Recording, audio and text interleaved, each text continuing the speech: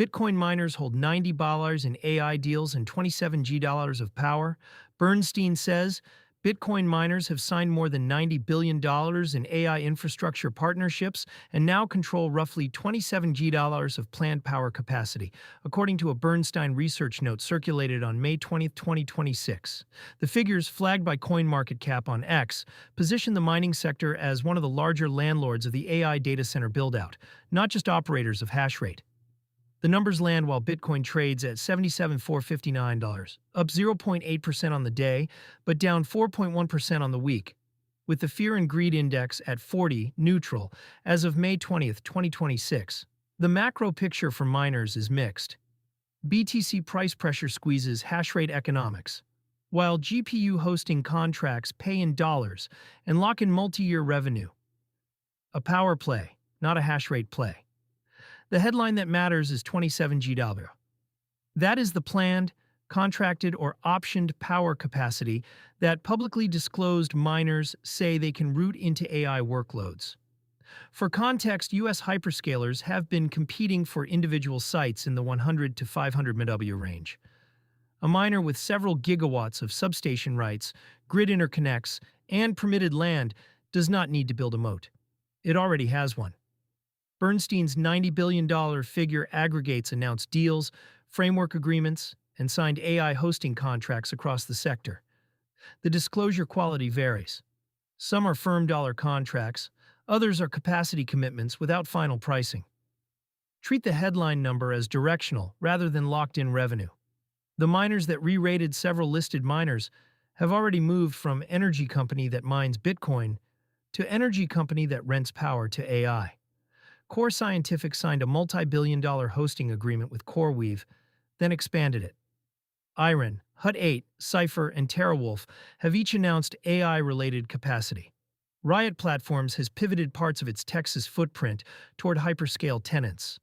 Marathon, traditionally the most pure play of the bunch, has signaled openness to non-mining workloads.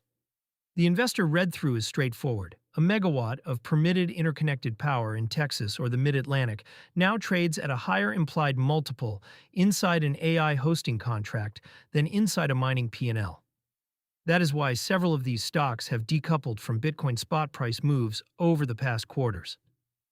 The constraints that are hard to fake grid interconnect queues in the US now run multi-year in most ISO regions. The miners that quietly secured substations during 2021 and 2022, when power was cheap and nobody else wanted it, are now sitting on permits that hyperscalers cannot reproduce on any reasonable timeline. That scarcity is the real asset behind the $90 billion in announced deals.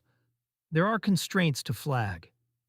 AI hosting contracts demand far tighter uptime and lower latency than Bitcoin mining, which can tolerate curtailment and remote sites. Retrofitting an immersion-cooled ASIC barn into a GPU hall is not trivial, and miners that take on hyperscaler tenants assume real counterparty exposure. A single anchor customer can carry a site and lose one. The limits of the re-rating does not mean Bitcoin mining is going away at these companies. Several operators are running a hybrid model, where the hash rate business funds expansion and the AI hosting business funds the equity story. It also does not mean every miner can pivot. Smaller operators without permitted gigawatt-scale sites are not part of this trade. The 27GW figure also implies a structural shift in how the sector should be valued. If a meaningful share of that capacity is contracted to AI tenants at hyperscaler rates, the cash flows look more like an industrial REIT or utility than a mining company. Bernstein has been making that argument for over a year.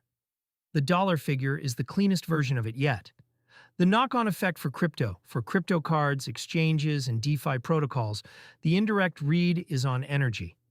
Mining capacity that gets diverted to AI is capacity that does not come back into hash rate at lower BTC prices, which has implications for difficulty adjustments and the cost floor of mining.